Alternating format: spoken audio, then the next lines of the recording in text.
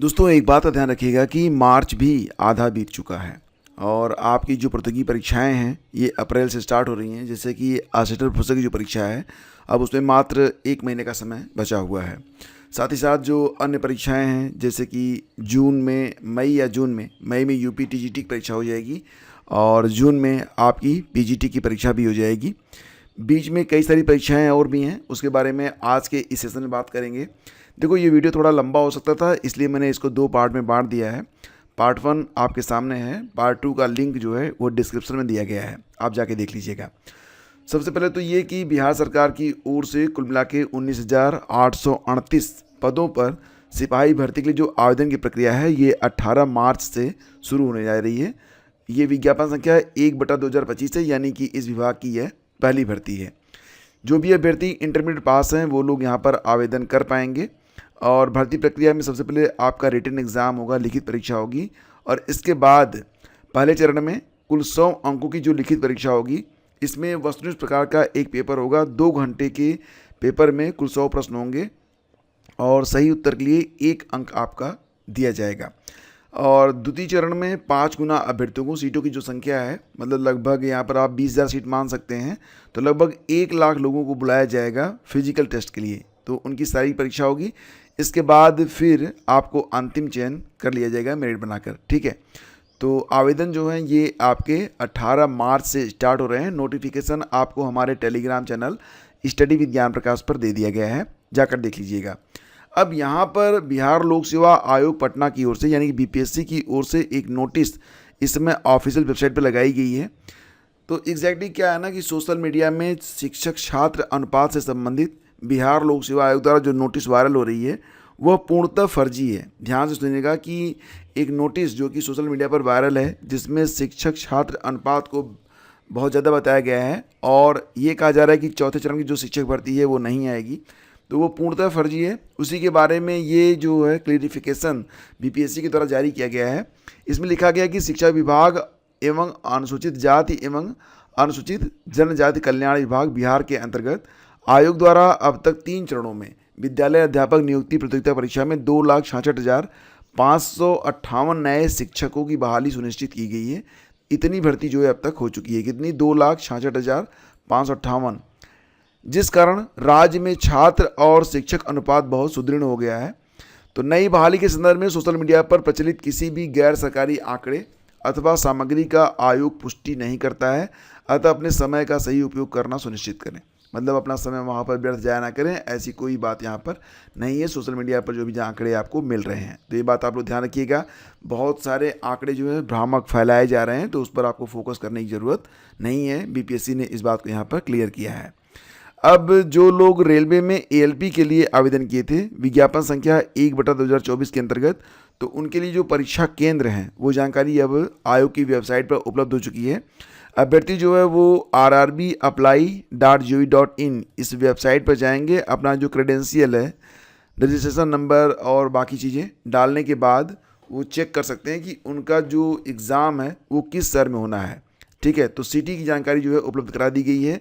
और अगर कोई दिक्कत आपको हो रही है तो ये कॉन्टैक्ट नंबर दिया गया है 9513631459। इस पर आप सुबह 9 बजे से लेकर शाम 6 बजे तक कॉल करके जानकारी ले सकते हैं, मंडे टू सैटरडे। ठीक है, और इस बार जो है नॉर्मलाइजेशन नहीं किया जाएगा, तो इसलिए जो परीक्षा केंद्र हैं कुछ दूर भी बनाए गए हैं ताकि नॉर्मलाइजेशन की जो प्रक्रिया है उससे बचा जा सके। तो अभ्यर्थी जो है वो अपना चेक कर लें। बाकी अभी आपका जो फाइनल एडमिट कार्ड है वो जल्द ही जारी किया जाएगा।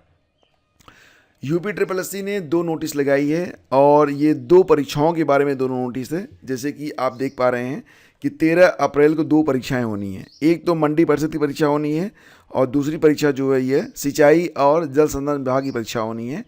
तो दोनों नोटिस में क्या क्या मुख्य बातें देख लेते हैं। सबसे पहले देखते हैं हम लोग मंडी परिषद के बारे में।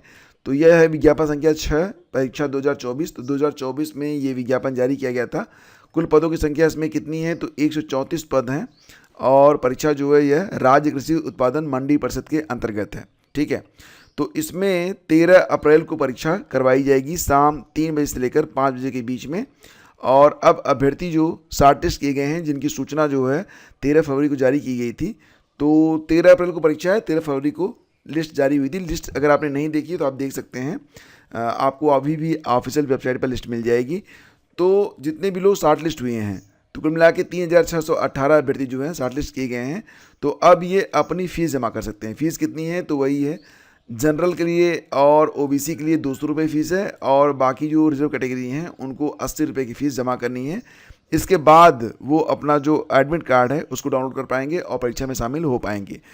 13 अप्रैल को ये परीक्षा 3 से 5 बजे के बीच होनी है, जबकि 13 अप्रैल को ही सिंचाई और जल संसाधन विभाग की जो परीक्षा है यह सुबह के पाली में 10 बजे से लेकर 12 बजे के बीच में करवाई जाएगी। ठीक है, तो इस बार जो सिंचाई और जल संसाधन विभाग की भर्ती है इसमें कुल मिला के 200 पद हैं, जिसमें सहायक स्टोर कीपर के 199 पद हैं। उत्तर प्रदेश पुलिस आवास निगम लिमिटेड के नियंत्रण के अधीन सहायक ग्रेड 3 का 1 पद इसमें शामिल किया गया है।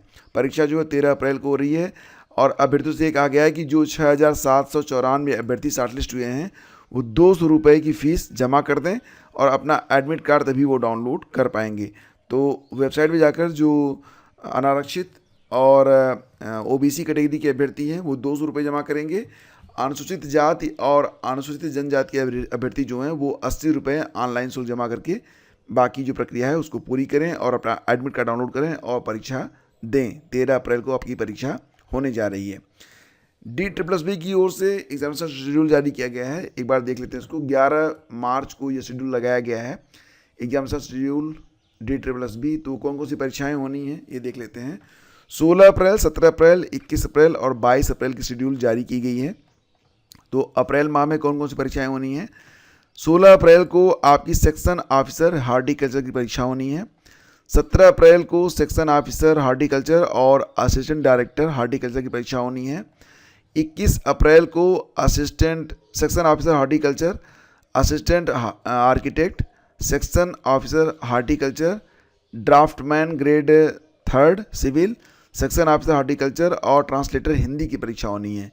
ठीक है, इसके बाद 22 अप्रैल को सेक्शन ऑफिसर हार्टिकल्चर, मतलब यहाँ पर अलग शेड्यूल है, तो आप देख लीजिएगा। अगर इन पदों पर आपने आवेदन किया हुआ है तो आप चेक कर लीजिएगा कि आपकी परीक्षा जो है वो किस पाली में हो रही है।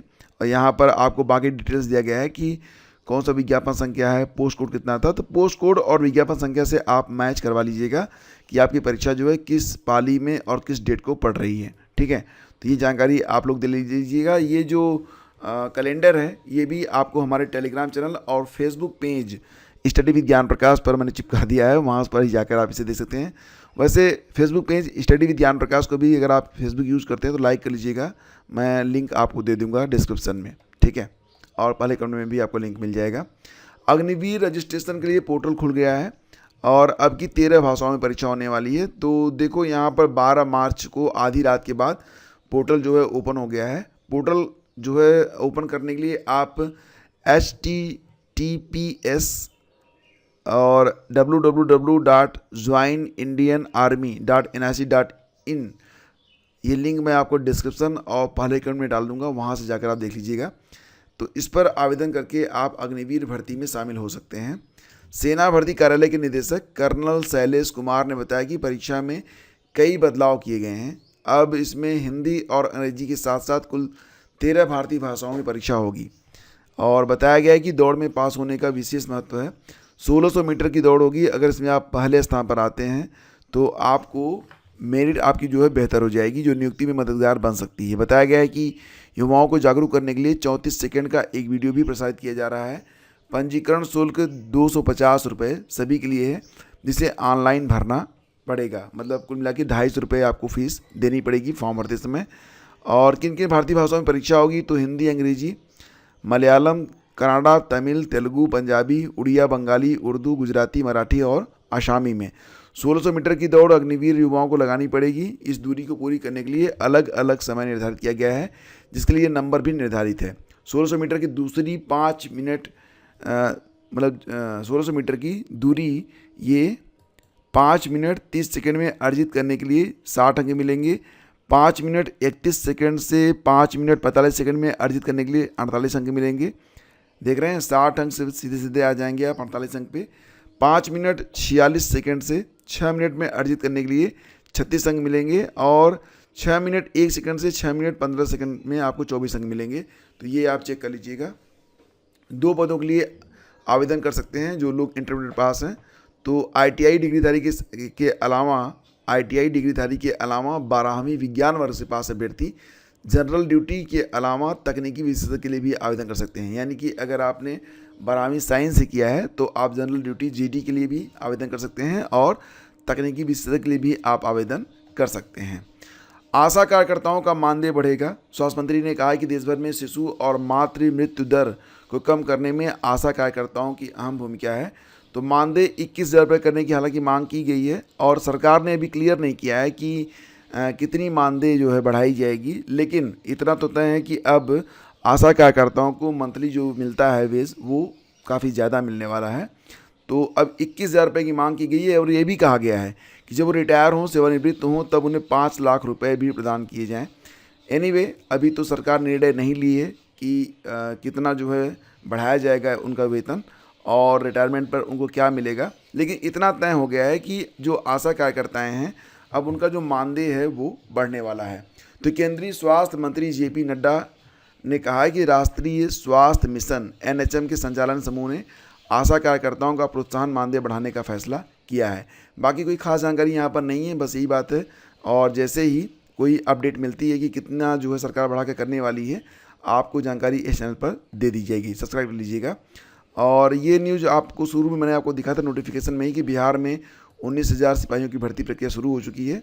तो अगर आप आवेदन करना चाहते हैं, इंटरमीडिएट पास हैं, तो आप आवेदन कर सकते हैं। 18 मार्च से आपके आवेदन स्टार्ट हो रहे हैं। पार्ट 2 देखने के लिए आप लोग डिस्क्रिप्शन और पहला कमेंट चेक कर लीजिएगा, या फिर जो आपको सामने एक वीडियो दिखाई दे रहा है इस पर क्लिक करके भी आप पहुंच सकते हैं उस वीडियो तक। तो अभी क्लिक करिए और अगला पार्ट वॉच करिए। धन्यवाद।